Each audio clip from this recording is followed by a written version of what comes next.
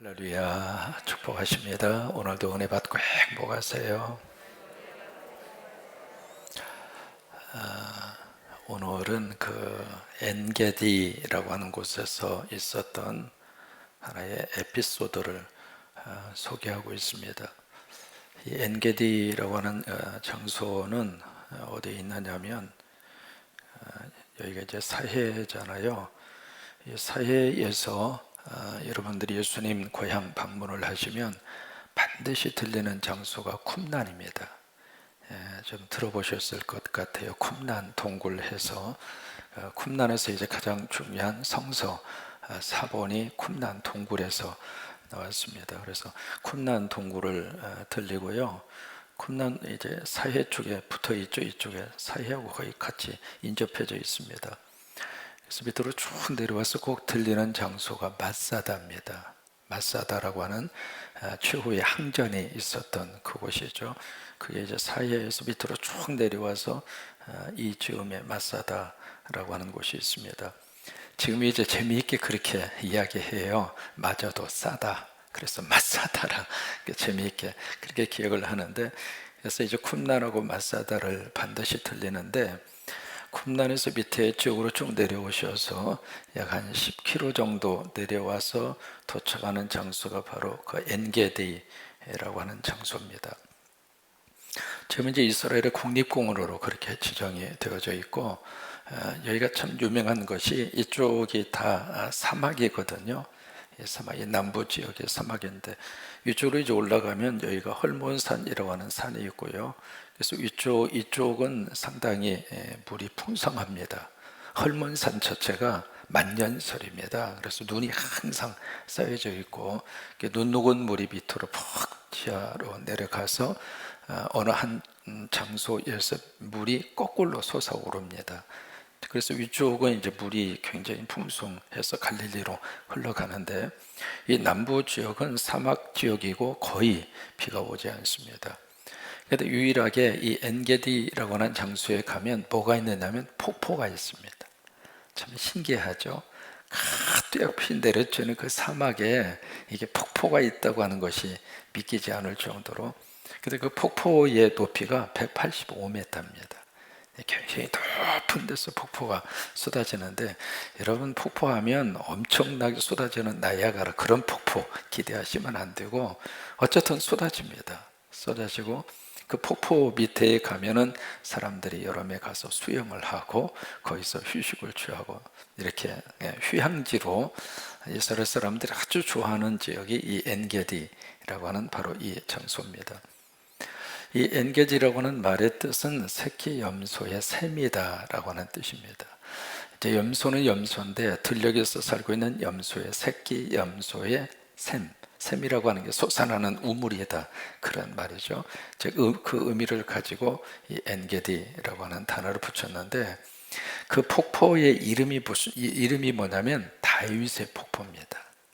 그래서 이 엔게디하고 다윗하고는 아주 밀접한 역사적인 관계성을 가지고 있는데, 그 근거가 오늘 사무엘상 24장의 말씀에서 그 근거를 찾을 수가 있습니다. 오늘 성경에서 이제 뭘 느끼느냐면, 이제 첫째로 우리가 느끼는 게 사울이 바로 어떤 상태냐면 참 바쁘다. 그걸 이제 첫 번째로 느끼게 됩니다. 23장에서 기브에 있었던 사울이 이쪽에 그일라 사람들을 구하기 위해서 다윗이 갔다가, 다윗이 거기에서 아둘람이라고 하는 동굴로 갔다가, 그 다음에 마온, 그 다음에 십, 그런 식으로 막 옮겨 다닌다고 하는 정보를 입수하고 사울이 막 추격해서 오잖아요. 이 기브와 이 지역, 이쪽 지역에 이제 기브아라고 하는 장소가 있는데, 여기에서 보통 거리가 아니거든요. 그 거리로 군대를 이끌고 팍 와서 다윗을 이제는 마지막 도가내던 쥐처럼 이제는 잡겠다 생각하고 추적해서 와서 막 치려고 그러는데 블레셋이 공격한다. 그 이야기를 듣고 후퇴를 해요. 그래서 이제 블레셋과 싸우잖아요. 싸워서 그 전투를 치르고 다시 이제 어디로 왔느냐면, 소식을 들으니까 다윗이 엔게디에 있다, 그 골짜기에 숨어 있다, 그 정보를 입수하고 3천 명의 군인을 이끌고 엔게디로 지금 진격해서 오고 있습니다. 그 모습을 보면 참 이 사울이 바빠도 보통 바쁜 게 아니구나. 근데 여러분, 이 바쁜 것이 살리기 위해서 바빠요, 죽이기 위해서 바빠요? 누구? 딱 한 사람. 그 한 사람 죽이려고 군인을 3천 명이나 동원을 시킬 정도. 이게 정신없는 사람이죠. 이게 그냥 뭔가 막 분주하게 그렇게 뛰어다니고 분주하게 막 열심히 하기는 하는데, 그 의미와 그 목적이 사람 죽이려고. 여기서 우리가 한번 질문을 던져봅니다. 여러분은 무엇 때문에 바쁘십니까? 우리가 살고 있는 삶의 환경이 그냥 얼마나 바쁜지 모릅니다. 아침부터 저녁까지, 표현이 그렇습니다만은 발바닥에 불날 정도로 막 뛰어다니면서 분주하게. 우리 한국이 OECD 국가라고 그래서 회원국이 있잖아요.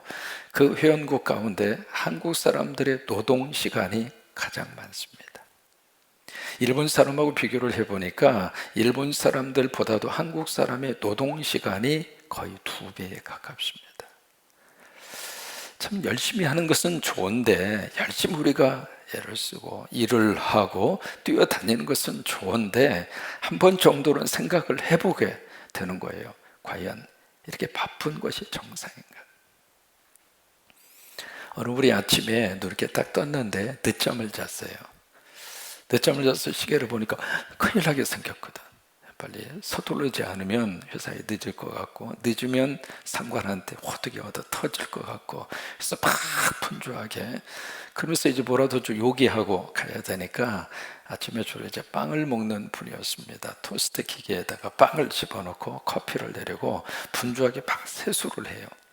세수를 하다 보니까 수염이 났네. 그래서 면도를 가지고 수염을 깎다가 급하게 하다 보니까 그냥 살을 뺐어. 그래가지고 여기서 피가 나네.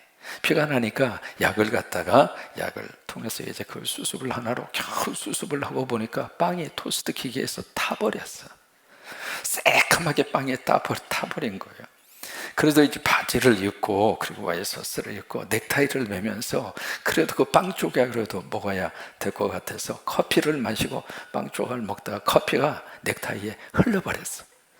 넥타이만 묻은 것이 아니라 와이셔츠에다가 바지까지 커피가 그냥 묻어버린 거예요. 그래도 어떻게 해요? 막 허겁지겁 가방을 챙겨서 팍 뛰어가는 거예요. 뛰어가는데 옆집에 개가, 도둑놈이 아침부터 옆집으로 뛰어간다고 생각하고 개가 팍 와가지고 바지를 물어가지고 바지가 찢어져 버렸어. 그래서 이제 겨우 차 있는 데로 가서, 차에 가서 아무리 이렇게 봐도 주머니를 뒤지고 아무리를 봐도 차 열쇠가 없는 거예요. 그냥 가방을 뒤지고 막 여기를 뒤지고, 사람이 마음이 급하면 찾아지지도 않잖아요. 막 열심히 뒤져서 찾아서 겨우 차를, 열쇠를 찾아서 시동을 걸려고 딱 해서 시동을 거는데 시동이 안 걸려. 그러니까 이분이 하늘을 보고 딱 뭐라고 그러냐면, 하나님, 내가 어제 뭘 잘못했습니까?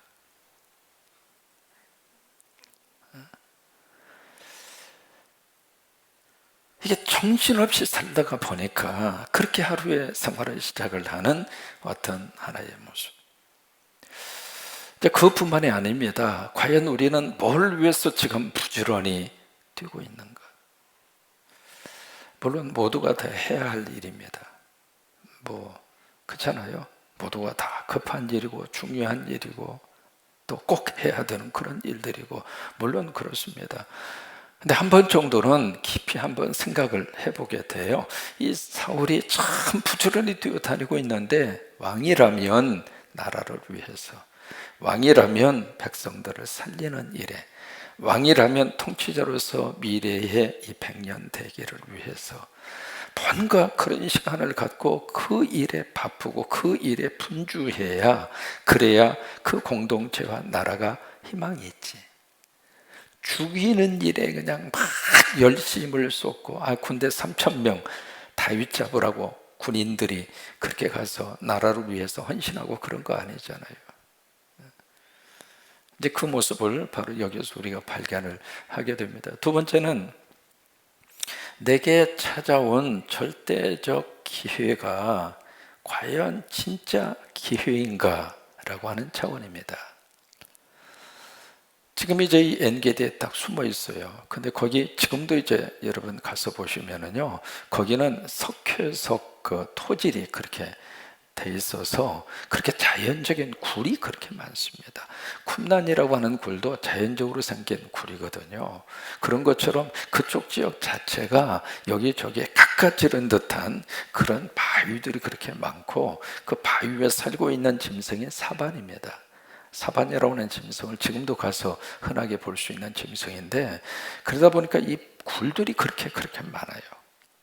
그렇게 많은데 사람이 굴에요, 저 안쪽에 누가 이렇게 있잖아요. 안쪽에 있으면은 이 밖에 있는 사람이 딱 들어오면 밖에 있는 사람은 눈이 순간적으로 어두운 굴 속에 들어가면 보여요, 안 보여요? 아무것도 안 보입니다. 근데 이미 들어와서 굴 속에 있는 사람, 밖에 사람을 봐요, 안 봐요? 볼 수 있는 거예요. 지금 그 상황이 벌어지고 있는 거거든요. 다윗하고 이 사람들은 저 속에 들어가서 지금 숨어 있어요.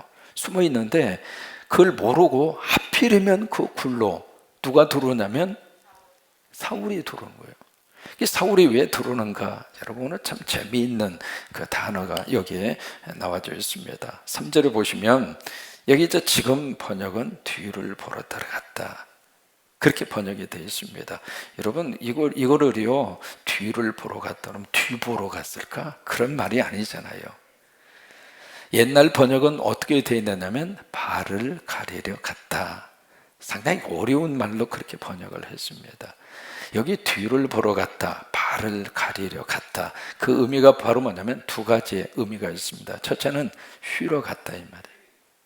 쉬기 위해서 들어갔다, 그 말이고, 두 번째는 용변을 보러 갔다, 이 말이에요. 변을 보러 갔다. 그래야 우리가 쉽게 이해를 할 수 있습니다. 그러니까 급한 볼 일이 생긴 거예요. 사실은 쉬기 위해서 갔다 그 말보다도 뒤에 말이 훨씬 더 상황적으로 맞습니다. 화장실을 가야 될 문제가 생긴 거예요, 급하게. 그래서 변을 보기 위해서 그 굴로 이렇게 들어갔는데, 참 묘하죠. 용변을 보기 위해서 들어간 그곳에서 사울이 변을 당하게 생겼어요.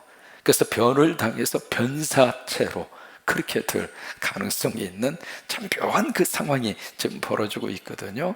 그래서 이제 안쪽에서 딱 숨어서 보니까 사울만 혼자 쏙 들어오네. 들어와서 거기서 변을 보고 있는 거예요. 그러니까 그 상황을 딱 보고 거기에 사울의, 다윗의 사람들이 뭐라고 이야기하느냐면 4절을 이야기합니다. 4절에 같이 한번 읽습니다. 다윗의 사람들이 이르되 보소서, 여호와께서 당신에게 이르시기를 내가 원수를 내 손에 넘기리니 내 생각에 좋은 대로 그에게 행하라 하시다. 자, 보세요. 이 말씀은 과연 하나님이 다윗에게 했는지 안 했는지 모릅니다. 근데 뉘앙스로 보면은 이 말 자체가 틀린 건 아닙니다. 맞는 얘기입니다. 그러나 정확하게 하나님이 다윗에게 이 말씀을 하셨을까? 성경에 기록은 없습니다.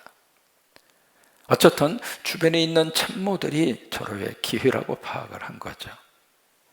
이것은 하나님이 주신 절대적인 기회입니다. 여러분, 그렇잖아요. 한 방에 끝낼 수 있는 너무 일생일대의 마지막 찬스입니다. 그러면서 이야기하는 거예요. 그러면서 하는 말이, 자, 4절에 계속 보십니다. 하시더니 이것이 그날이니이다. 바로 이 순간이 바로 그 순간입니다. 그렇게 하는 거예요. 그러니까 다윗이 일어나서 사울의 뭘 베요?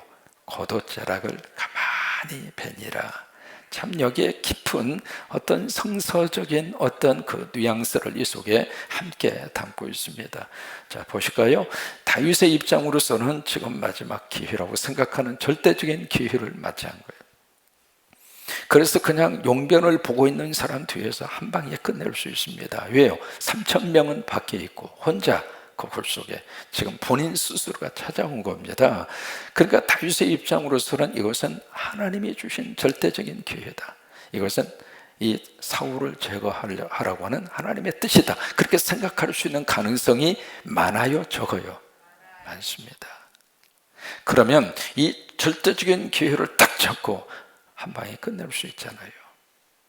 근데 이 다윗은 어떻게 했는가? 사울의 뭘 베죠? 옷자락을 잽니다. 성경은 여러 가지 상징적인 의미의 단어들이 참 많습니다.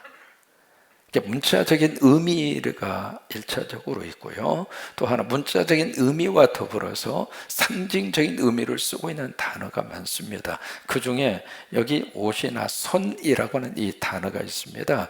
손도 마찬가지고 옷이라고 하는 것도 마찬가지고 이 단어들은 어떤 의미를 가지고 있느냐면 옷은 그 사람의 신분입니다.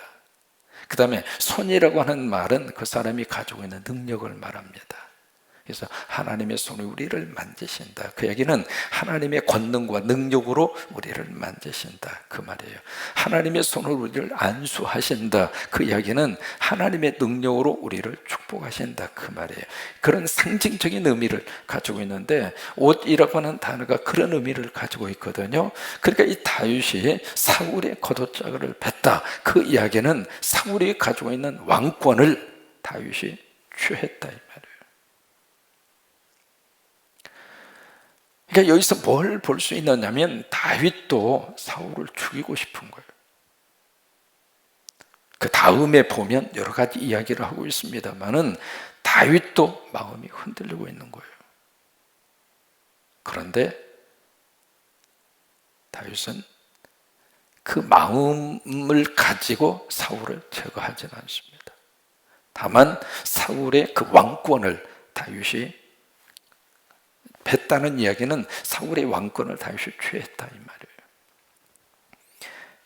우리가 어디서 그렇게 볼 수 있느냐면 그 다음에 다윗이 그 5절에 보시면 금방 후회합니다.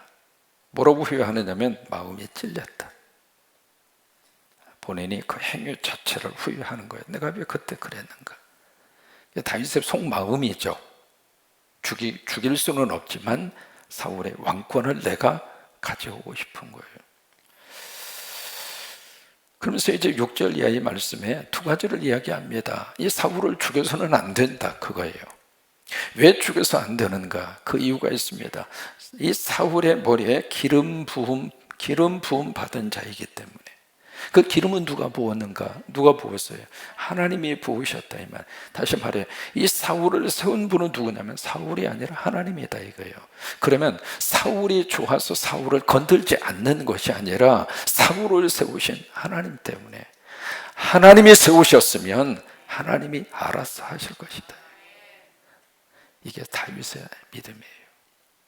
하나님이 세우셨는데 내 마음에 들지 않으니까 저 사람 끌어내려야지, 그게 아니라 그 말이에요. 하나님이 세우셨다고 믿는다면 그 사람이 내 마음에 들든지 들지 않든지, 심지어 이 사울이 나를 죽이려고 덤벼드는 그런 폭력군이라 할지라도 하나님이 세우셨다면 그 하나님의 권위를 인정하고, 내릴 때 해도 하나님이 내리실 것이고, 그의 자리를 빼앗는 것도 하나님이 빼앗는 것이고, 그러니까 다윗은 하나님이 하실 그 일을 내가 하지 않겠다 그거예요. 그래서 사울을 내가 죽이지 않겠다 그 말이에요. 아니, 죽일 수 없다 그거예요. 그러니까 절대적인 이 계획을 하나님의 뜻으로도 해석할 수 있는데 다윗은 이것을 어떻게 해석하는가? 하나님의 섭리로 해석하는 거예요. 섭리라고 하는 것은 하나님이 이 사울을 어쨌든 간에 백성들이 원했던 어떤 과정을 통해서라도 하나님이 인정했으니까 사무엘이 머리에 기름 부은 거 아니에요. 그 하나님의 권위를 인정한다 이 말이에요. 여러분 교회 안에서도 하나님의 권위를 꼭 인정하고 신앙생활을 하세요. 주의 종들을 누가 세우셨는가? 하나님이 세우셨잖아요. 여러분 마음에 들 수도 있고 안 들 수도 있고 뭐 그렇잖아요. 그렇다 하더라도 하나님이 저분을 세우셨다고는 하나님의 권위에 대한 기본적인 우리의 순종이 필요하다 이 말이에요. 우리 장로님들을 누가 세우셨는가? 안수할 때 누구의 이름으로 안수해요? 하나님의 이름으로. 하나님의 권위에 대한 순종이라 이 말이에요. 그 다음에 세 번째로 오늘 본문에서 뭘 느낄 수 있느냐면 과연 회개가 뭔가라고 하는 차원입니다. 그래서 이제 옷자락만 살짝 뺐잖아요. 그리고 이제 사울 나갔죠. 나간 다음에 다윗이 막 사울하고 다윗하고 막 대화하는 장면, 그 장면이 오늘 성경에 쭉 그렇게 기록이 되어 있습니다. 8절입니다. 그 후에 다윗도 일어나 굴에서 나가죠. 사울의 뒤에서 크게 소리를 칩니다. 내 주 왕이여.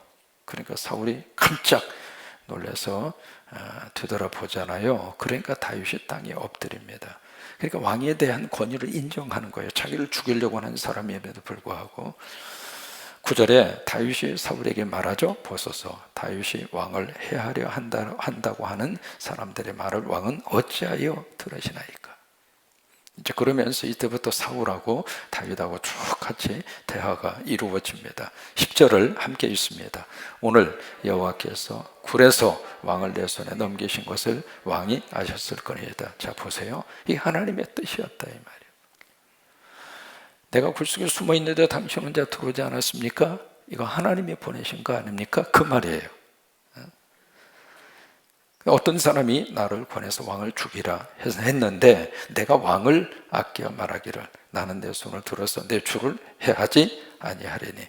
왜? 그는 여호와의 기름 부음을 받은 자이기 때문이라. 나 이것 때문에 당신 손대지 않았다. 아니, 손댈 수 있는 100% 기회가 나에게 주어졌는데 그게 하나님의 뜻이라고 나는 확신하는데, 그러나 나는 당신 손대지 않았다. 왜? 하나님의 기름 부음을 받은 자이니까. 11절, 내 아버지여 보소서. 아버지죠. 장인 어른이니까. 내 손에 있는 왕의 옷자락을 보소서. 내가 왕을 죽이지 아니하고 겉옷자락만 베었은즉 내 손에 악이나 죄가가 없는 줄을 오늘 아실지니이다. 왕은 내 생명을 찾아 헤아려 하시나 나는 왕에게 범죄한 일이 없나이다. 그러면서 13절에 속담을 인용을 합니다. 악은 악인에서 난다고 하지 않습니까? 그럼 이야기는 바로 뭐냐면 나를 죽이려고 하는 당신은 바로 악한 사람이지 않습니까? 내가 죄도 없는데 왜 나를 죽이려고 하십니까? 그 이야기는 대놓고 당신은 악인입니다. 그 이야기예요. 그래서 14절 말씀에 당신은 그런 사람이지만 14절 이스라엘 왕이 누구를 따라 나왔으며 누구의 뒤를 쫓나이까? 나는 죽은 개나 죽은 벼룩과 같은 미미한 존재인데 이런 나를 죽이려고 3,000명의 군인이나 이끌고 여기까지 오셨습니까? 그거예요. 그러니까 16절 말씀에 이 쭉 이야기를 듣고서 다윗이, 여기 사울이 그렇게 이야기해요. 내 아들아 다윗아, 이것이 내 목소리냐 하고 울어요. 막 웁니다. 참 기가 막힌 장면이죠.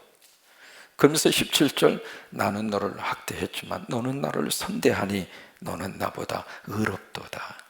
사실 이 말도요 상당히 비껴가는 그런 말입니다. 사실 솔직한 말은 너는 의롭고 나는 악하다, 그래야 맞는 말이에요. 그러면서 이제 쭉 이야기를 해요. 내가 알기로 네가 왕이 될 것이다. 이제 그렇게 이야기하면서 22절 말씀 함께 읽습니다. 다윗이 사울에게 맹세하며, 서로 이제 맹세하는 거예요.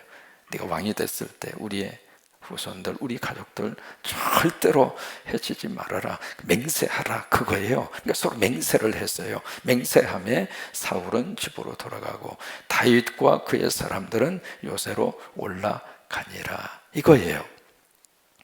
지금 이 사울의 모습을 통해서 후회하는, 이 회개하는 모습을 볼 수 있거든요. 막 울잖아요. 울면서 내가 왜 죄 없는 너를 이렇게 죽이려고 하는지 모르겠다. 그래서 막 후회를 합니다. 그리고 자신의 행동하고 있는 이 자체가 얼마나 잘못되었다고 하는 것도 입으로 지금 고백하고 있습니다. 그런데 과연 사울이 회개했는가? 회개하지 않았습니다. 회개하는 모습은 보였지만은 회개는 안 했어요. 이게 우리가 이 회개라고 하는 단어를 쓰면서 우리가 많이 지금 범할 수 있는 그런 신앙의 모습입니다. 분명히 회개했습니다. 울면서 막 가슴을 치면서 내가 왜 그랬는지 모르겠다고, 다시는 그렇지 않겠다고, 그러면서 그렇게 말로 감정적으로 막 자신의 행동을 후회하고 그렇게 뉘우치는 모습은 보이는데 회개는 안 하더라 이 말이에요. 여러분, 회개라고 하는 것은 행동을 돌이키는 게 회개입니다. 그냥 내가 잘못했어요, 그리고 막 울고, 그리고 막 그 자신의 행동에 대해서 불만족스러운 모습을 그렇게 이야기하는 거, 그게 회개가 아닙니다. 자신의 행동을 막 변명을 하고 합리화를 시키고, 그게 회개가 아닙니다. 회개라고 하는 것은 철저하게 더 이상 그 행동을 안 하는 게 회개예요. 사울은 회개 안 했습니다. 그래서 마지막 22절에 각자 길을 가는 거예요. 만약에 회개했다면 사울은 다윗을 끌어 안았어야 돼. 그리고 같이 기부하러 같이 올라가야 돼. 각자의 길을 갔다는 이야기는 진정한 회개가 이루어지지 않았다고 하는 거예요. 오늘 말씀을 정리를 합니다. 이 사울의 모습을 보면서 참 바쁘고 분주하게 움직이는 사울, 그는 죽이기 위해서 바쁩니다. 저와 여러분, 오늘 하루의 삶을 살면서 막 바쁠 수도 있고 분주할 수도 있습니다. 한 번 정도 생각해 보십시다. 과연 나는 뭘 위해서 바쁜가? 두 번째로, 다윗의 입장으로서는 절대절명의 기회입니다. 그런데 그 기회가 과연 하나님의 섭리에 맞는가? 라고 하는 문제.